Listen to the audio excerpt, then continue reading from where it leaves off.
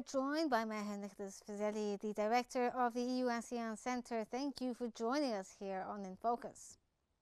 My pleasure. Let's start off here by asking you about Trump's relationship with Silicon Valley, the most powerful figures reshaping the traditional dynamics of U.S. policymaking. What do you make of it? We've even seen them during his inauguration. Yeah, I think there is some truth in the Financial Times article today, but only some. So there's a lot of exaggeration. So yes, on the one hand, so there's one angle to the story. So on the one hand, Trump has strong ties to the Silicon Valley tycoons or multi-zillionaires, and actually many of them are German Americans, just like Trump himself. Trump, his real family name is Trump, and he is of Northern German Lutheran origin. And many of these Silicon Valley trillionaires are also of Northern German Lutheran origin. There used to be a big German colony in Pennsylvania. And let's not forget that until the 1920s, not long ago, until the 1920s, most people born in Pennsylvania, their mother tongue, their first language was German, not English.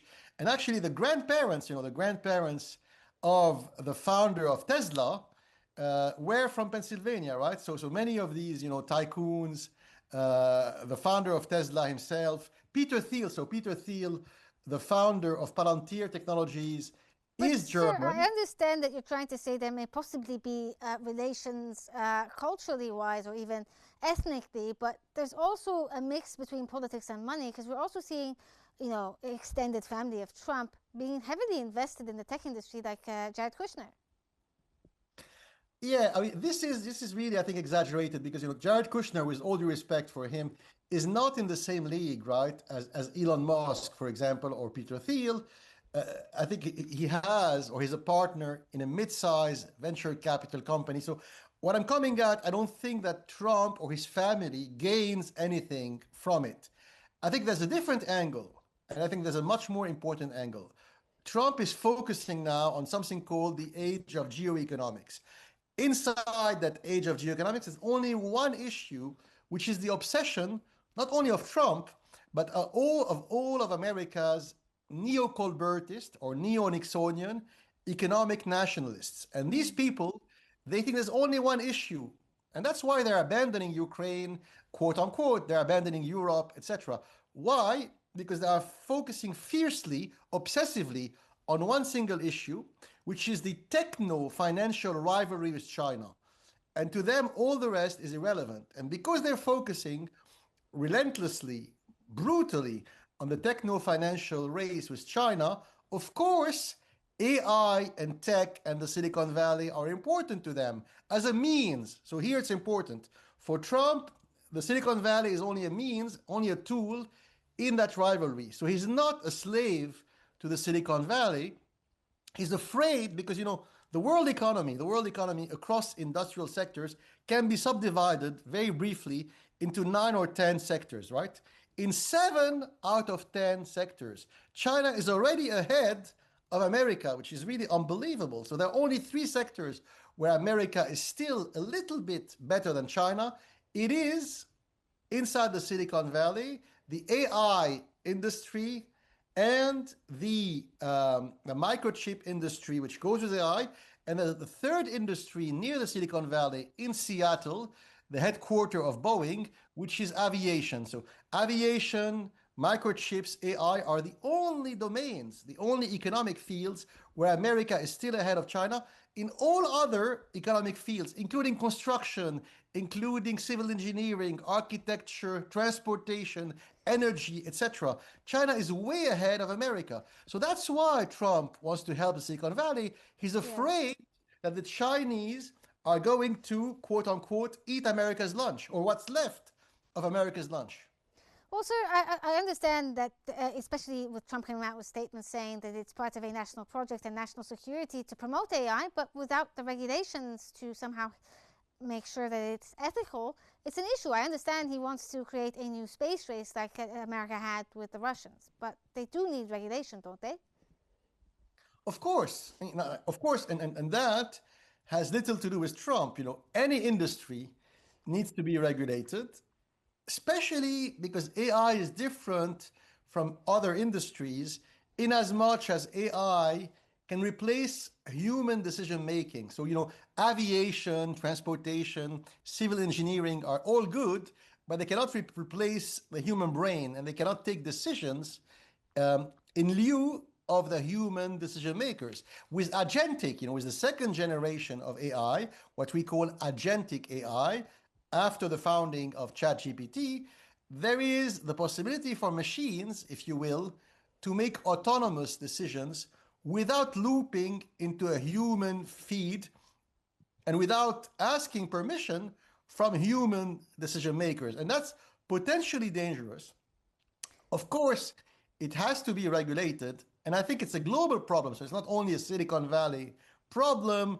The Chinese themselves and the Europeans and the Russians will be faced with the same issue.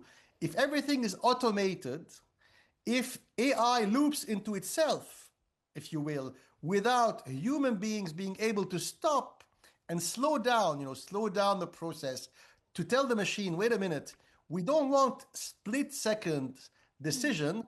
We want the board, the board meeting or the council of ministers to meet, and we want board members or cabinet members to decide, not the machine. I think that's a potential road we're going towards, which is very dangerous. But I think this is not, I think with all due respect to the Financial Times, it is not Trump's fault, right? But laws are created just for this reason. Shouldn't he push for some sort of law to regulate the use of AI or even, the advancements of AI? Yes, it should be regulated, but I think it's unfair to say that it's Trump's fault, or it's unfair and hypocritical for Democrat politicians at state level, because what is the beginning of the story behind the Financial Times article? It's Democrat politicians who hate Trump at state level who are saying, oh, wait a minute, we in New York State or California, we could regulate AI very well, sir, but Trump is not allowing us. I think it's not true, and it's hypocritical. But if we could talk a bit about, the average American here, most young people, especially in America, are feeling sort of disenfranchised given the state of the economy. And they're also seeing these tech billionaires, growing their wealth tremendously, and they feel a misalignment. Don't you think that the connection of these billionaires with the administration somehow creates a bigger fear that the economy will continue to be fractured because they're being favored? The billionaires are being favored. Also, with all due respect, I don't agree, because basically we economists have a way to track that, and that is social inequity. What is social inequality? It's, when the average salary goes down, when the average employee and working class salary goes down relative to the salary or fortune or wealth of the super rich. And here, there is a problem. Yes, you're right. But it's not a Trump problem. It's the reason why Trump was elected. So many of the people who voted for Trump precisely 12 months ago, they voted, and many of them, by the way, were Democrats. And where did they come from? They came from Rust Belt states. So states where you have many unemployed or underemployed working class Americans, states like, Pennsylvania, Oklahoma, Illinois, Michigan.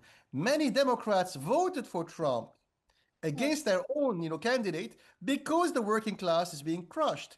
But it's not a Trump issue, and I would say it's not even a Silicon Valley issue. It's a bigger issue. It started in the early 90s. And who created that sort of neoliberal golden era? It is the Democrats. It's people like Hillary Clinton, Bill Clinton, Tony Blair. They created that system, that wild, lightly regulated, and it's bad, system where the rich gets richer and the poor becomes poorer. And the issue here is not tech or high tech or the Silicon Valley. It is the connection of tech and finance. So how do people, like Peter Thiel, become super rich, or the founder of Tesla, or these guys, they become super rich because their companies are listed on the NASDAQ.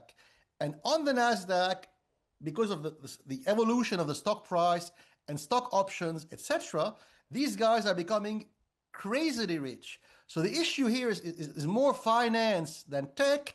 And it's the intersection of tech and finance, which once again was started by Bill and Hillary Clinton and Tony Blair. Poor Trump, poor Trump didn't do much for that. Well, so, I mean, you were saying that a lot of people shifted towards Trump and voted for him based on the idea that he was selling, that is basically coming in to fix America's economy, make it more affordable, and the average Yes. American will be able to survive. Yes. Now, given the state of things in the US right now, do you think that Trump's alignment with these so-called tech bros creates some sort of internal fracture in his own political base, given that most of, Trump's base are from the poorer parts of the US? Yes, you're right. You're right. A coalition, a big tent, to use a Middle Eastern Arabian metaphor, when the tent is big, you have many tribes under the tent.